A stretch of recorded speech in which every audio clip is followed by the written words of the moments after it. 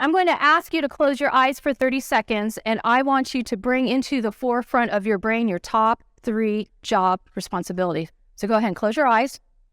What are those responsibilities?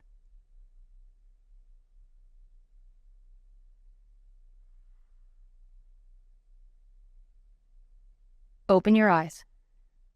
Yay, they opened. So if your job responsibilities are in the forefront of your brain, then they were already sitting there. They're like, I got this.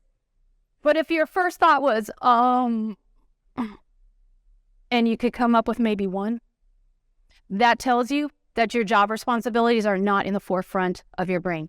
And they need to be there to help you make better decisions about what the next priority step is going to be.